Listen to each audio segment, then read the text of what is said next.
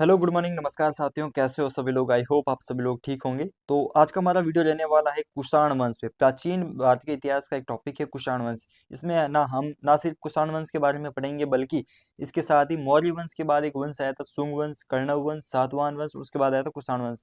तो ये चार वंश है, इनके बारे में हम डिटेल से देखेंगे। मतलब डिटेल से क्या, इनकी प्रैक्टिस करेंगे।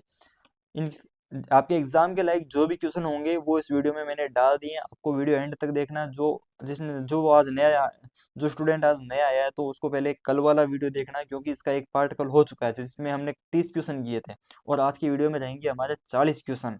तो दोस्तों बिना टाइम वेस्ट किए शुरू करते हैं आज का वीडियो। तो दोस्तों जो भी साथी दिल्ली पुलिस की बेसिक से तैयारी करना चाहता है, कांस्टेबल, एडब्ल्यूटीपीओ, एससीएम और ड्राइवर, चारों के मैंने अलग अलग बैच शुरू किए हैं जिसमें आपको लाइव क्लासेज मिलेगी, क्लास नोट्स की पीडीएफ मिल जाएंगी। इसके अलावा टॉपिक कंप्लीट होने के बाद में आपको टेस्ट सीरीज भी प्रोवाइड करवा देंगे और मॉक टेस्ट भी आपको मिलेंगे। और इसके साथ ही लाइव डाउट सेशन भी आपके होंगे। तो ये बैच शुरू हो चुका है, 26 जनवरी से इस बैच की शुरुआत हो चुकी है। और इसमें आपको प्राइस शो हो रहा होगा 1199 रुपये, जिसमें आपको अमित 50 कूपन कोड डालना है, जिससे कि आपका 50% का ऑफ मिल जाएगा। और ये कोर्स आपको मिलेगा रिजल्ट गुरु के एप्लीकेशन पे। प्ले स्टोर से रिजल्ट गुरु का ऐप आपको डाउनलोड करना है। दिल्ली पुलिस के सेक्शन में जाके चार आपको वैकेंसी दिख जाएगी, उन सभी में आपको अमित 50 का कोड डालना है। सभी में आपको 50% का ऑफ मिल जाएगा। और अगर इससे कोई भी अगर दिक्कत हो डाउनलोड करने में तो आप इस नंबर पे कॉल कर सकते हैं। तो बाकी शुरू करते हैं आज का वीडियो। तो हमारे आज की वीडियो का पहला क्वेश्चन है, 30 क्वेश्चन हमारे कल हो चुके थे, तो 31वें क्वेश्चन से हमारी शुरुआत होगी। तो देखो, निम्नलिखित राजवंशों पर हमें विचार करना है। क्या विचार करना है? ये राजवंश हमें दिए गए, इनका सही कालानुक्रम हमें देखना है। तो देखो, सातवाहन, गुप्त, शुंग और चोल, इनमें से सबसे पहले कौन आया था? सबसे पहले आया था शुंग। शुंग के बाद आया था सातवाहन, सातवाहन के बाद आया था गुप्त, फिर आया था चोल। तो 3, 1, 2, 4, ऑप्शन नंबर डी। अगला क्वेश्चन नंबर 32, मौर्य साम्राज्य के ध्वंस के पश्चात कई आक्रमणों की श्रृंखला रही। भारत पर सबसे पहले आक्रमण निम्नलिखित में से किसने किए थे? तो इसमें ऑप्शन है ग्रीक, पार्थियन, शक या फिर कुषाण। तो 32 में आपका option number A right answer है, बैक्ट्रियन, ग्रीक। अगला है वही सूची वाला क्वेश्चन। सूची वाले क्वेश्चन है जिनसे आपकी प्रैक्टिस है बहुत तगड़ी होती, बहुत तगड़ी। अब देखो, ये शासक हैं और इनकी उपाधि आगे दी गई है। तो देखो, सबसे पहले तो प्रियदर्शी मुझे एक शब्द दिख रहा है। प्रियदर्शी उपाधि किसकी थी? अशोक की उपाधि थी प्रियदर्शी। तो देखो, पांचों पहले में किस में दे रखा है? बी में है और डी में है। तो एक को हटा दो, दो को हटा दो। ठीक है। अब बी में क्या है? चार, दोनों में चार चार दे रखा है। कनिष्क का क्या है? देवपुत्र। सी में दोनों में दो दो दे रखा है, तो खारवेल, कलिंग, चक्रवर्ती। अगला है कुमारगुप्त। कुमारगुप्त का हो जाएगा महेंद्रादित्य। ऑप्शन नंबर 4 इसमें राइट आंसर है। अगला क्वेश्चन नंबर 34, विक्रम संवत कब से प्रारंभ हुआ था? 15-20 स्टार ले आओ अपने पड़ोसियों से, कहीं से, दुकान से, कहीं से ले आओ, इतने लगा दो, ये इतना इंपॉर्टेंट क्वेश्चन है। तो देखो, इसमें आपको सीधा आंसर बता देता हूँ, ऑप्शन नंबर बी 58 ईसा पूर्व है। जो आपका विक्रम संवत है वो शुरू हुआ था 58 ईसा पूर्व, याद रखना, ईसा पूर्व। अब एक शक संवत कब शुरू हुआ था वो यार नीचे कमेंट कर दो, मुझे नहीं पता। अगला क्वेश्चन नंबर 35, जिसमें वही है, मिलान करना है। विक्रम संवत यार हमने अभी पढ़ा था 58 ईसा पूर्व। एक का हो रहा है चार, एक का हो रहा है चार, दो ऑप्शन पहले ही कट गए। अब देखो, शक संवत मुझे पता है कब हुआ था, इसमें हो जाएगा 78। 78 ईस्वी, याद रखो। विक्रम संवत हुआ था ईसा पूर्व में 58 ईसा पूर्व से लगा के, यार इसको रहने देता हूँ। 58 से देखो, फिर 0 तक का लो, फिर वापस 78 तक। या तो विक्रम या शक, ये याद रखो। 78 ईसा, इसके बाद में हो गया गुप्त, हो गया अपना 3102। फिर हो गया कल्ली संवत, ये हो गया 320। ज्यादा एग्जाम में ये दो ही पूछे जाते हैं, ये दो ही आपके मोस्ट इंपोर्टेंट है। अगला क्वेश्चन नंबर 36, मौर्यों के बाद दक्षिण भारत में सबसे प्रभावशाली राज्य कौन सा था? सातवाहन, पल्लव, चोल या फिर चालुक्य। तो इसमें option number A right answer है, सातवाहन।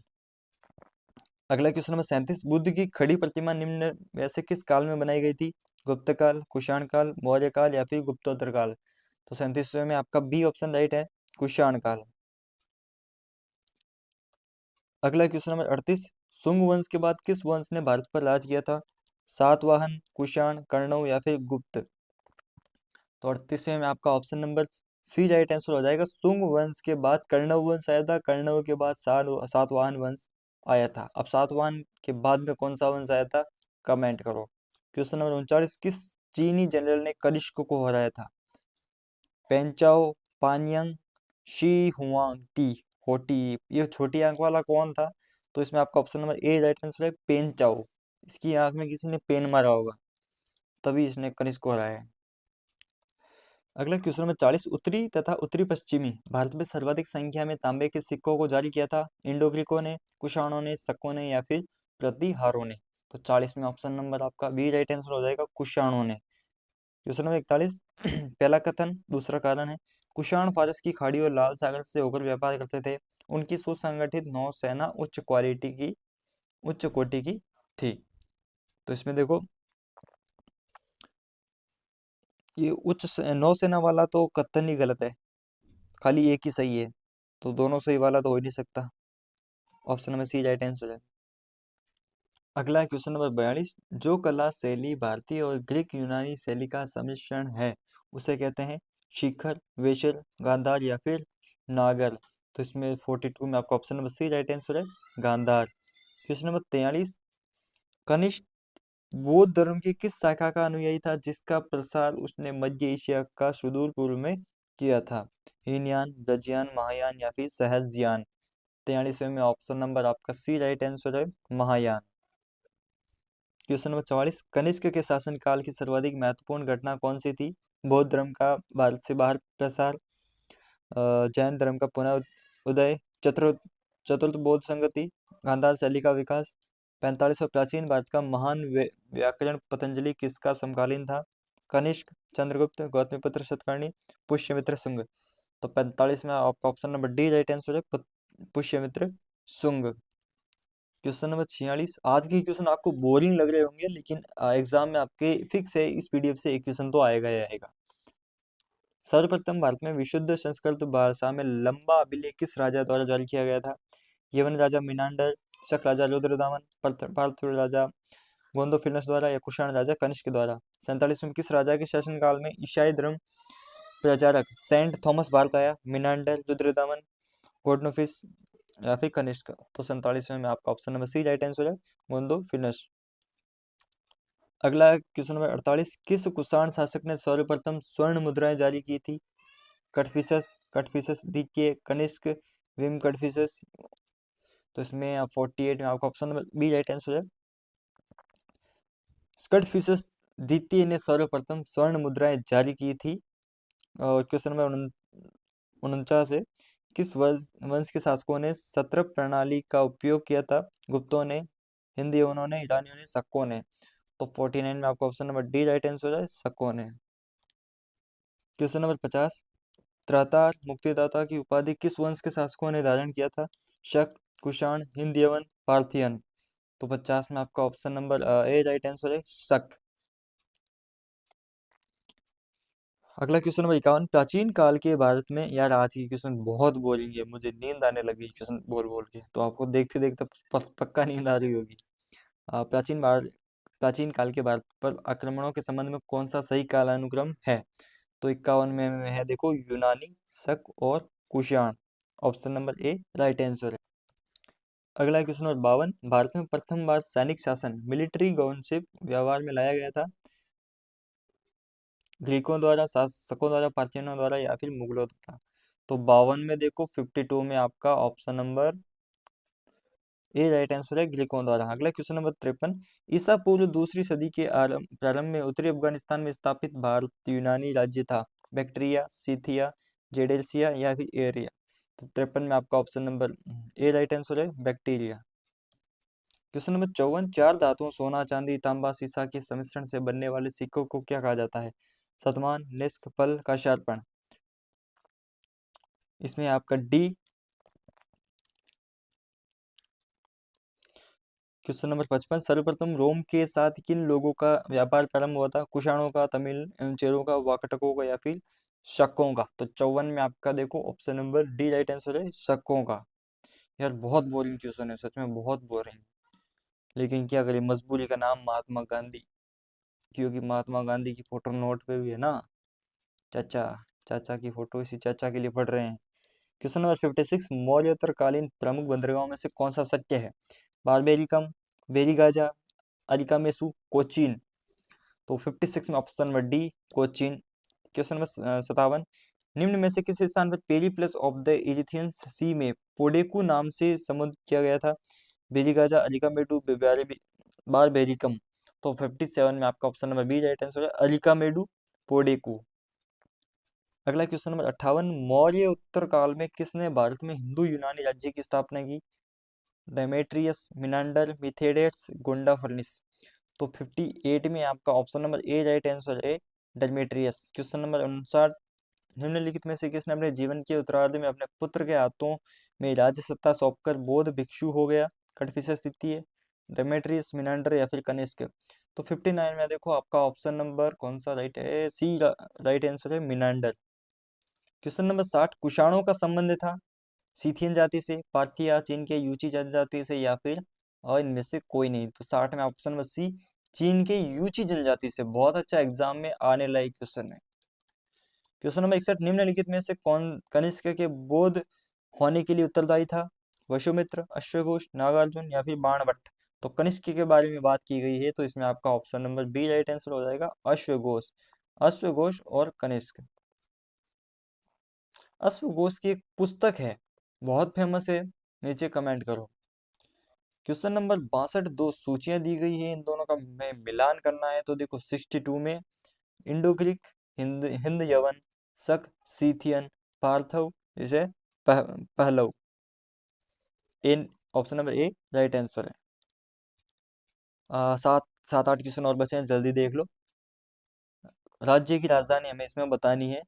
तो देखो 63 में देखो आपके सुंग की राजधानी थी विदिशा, चेदी की कलिंग, सातवाहन की प्रतिष्ठा, कुषाण की Purushapur, Peshawar? Option number A right answer है। अगला क्वेश्चन नंबर 64, रोमन साम्राज्य के अनुसरण पर किस वंश के शासकों ने केसर की उपाधि धारण की? हिंद, यवन, शक, कुषाण या फिर सातवाहन? तो 64 में देखो आपका option number C right answer है, कुषाण। क्वेश्चन नंबर 65, निम्नलिखित में से किसका निर्माण शुंग काल में हुआ था? बरहूत का स्तूप, सांची स्तूप की वेदिका और तोरण द्वार, भाजा स्तूप या उपरोक्त सभी? तो 65 में देखो आपका option number D right answer है, निम्न में से किसका निर्माण शुंग वंश में हुआ था शुंग काल में? तो बरहूत का स्तूप, सांची स्तूप की वेदिका, तोरण द्वार और बाजा स्तूप। क्वेश्चन नंबर 66, सातवाहन नरेश हाल के समकालीन गुणाढ्य ने किस प्राकृत ग्रंथ की रचना की? बृहत्कथा, बुद्ध चरित्र, लीलबे, सतसई? तो 66 में आपका option number A right answer है, बृहत्कथा। क्वेश्चन नंबर 67, निम्नलिखित कथनों पर विचार करें। ठीक है, करते हैं, रुको एक मिनट। तो देखो कथन है, सातवाहन शासक बौद्धों पर अत्याचार करते थे? नहीं करते थे। पुष्यमित्र शुंग बौद्धों को संरक्षण देते थे? नहीं देते थे। बोध गया में शशांक ने बोधि वृक्ष को उखाड़ दिया था? बिल्कुल राइट है, बहुत इंपॉर्टेंट लाइन है, एग्जाम में आने लायक लाइन है। इसमें आपका ऑप्शन 3 केवल राइट है। क्वेश्चन नंबर 68, निम्नलिखित में से किस अभिलेख में चंद्रगुप्त मौर्य और अशोक दोनों का उल्लेख किया गया है? बहुत अच्छा क्वेश्चन है, बहुत अच्छा, एग्जाम में सीधा आने लायक क्वेश्चन है, सीधा याद करो। महाकश महास्त्रप रुद्रदामन का जूनागढ़ अभिलेख, रुद्रदामन का जूनागढ़ अभिलेख इसमें राइट आंसर है। तो जूनागढ़ अभिलेख में चंद्रगुप्त मौर्य और अशोक दोनों का उल्लेख किया गया है। अगले क्वेश्चन है क्वेश्चन नंबर 69, प्राचीन भारत में निम्न में से किस एक ने नियमित रूप से सोने के सिक्के चलाए? बहुत अच्छा क्वेश्चन है, एग्जाम में आएगा 100%। सातवाहन, शक, कुषाण? ऑप्शन नंबर सी इसमें राइट आंसर है, कुषाण। हमारा आज का आखिरी क्वेश्चन है क्वेश्चन नंबर 70, कलिंग राजेश खारवेल किस वंश से संबंधित थे? तो इसमें हो जाएगा आपका चेदी वंश। कलिंग राजेश खारवेल चेदी वंश से संबंधित। और आज का एक आखिरी क्वेश्चन आप सभी के लिए फ्री गिफ्ट। इसमें देखो सही कथन हमें चुनना है। तो इसमें देखो प्राचीन भारत में देश की अर्थव्यवस्था में अत्यंत महत्वपूर्ण भूमिका निभाने वाली श्रेणी संगठन के संदर्भ में कौन सा कथन सही है? प्रत्येक श्रेणी राज्य की केंद्रीय प्राधिकरण के साथ पंजीकृत होती थी और प्रशासनिक स्तर पर राजा उसका प्रमुख होता था। ये तो गलत हो गई। श्रेणी ही वेतन, काम करने के नियमों, मानकों, कीमतों को सुनिश्चित करती थी, ये राइट है। श्रेणी का अपने सदस्यों पर न्यायिक अधिकार होता था, ये भी राइट है। ऑप्शन नंबर सी राइट है। दोस्तों, आज का सेशन बहुत बोरिंग था, यहाँ तक आए आप सभी को बहुत बहुत धन्यवाद, क्योंकि आपने इतनी हिम्मत जुटाई लास्ट तक क्वेश्चन देखने की। तो दोस्तों, अब कल कोई मजेदार टॉपिक करेंगे ताकि हमारा मूड फ्रेश हो जाए, क्योंकि इस टॉपिक ने मूड बिगाड़ दिया। लेकिन यार, ये टॉपिक इंपॉर्टेंट है, हार्ड है लेकिन इंपॉर्टेंट है, क्योंकि हमें पढ़ना है।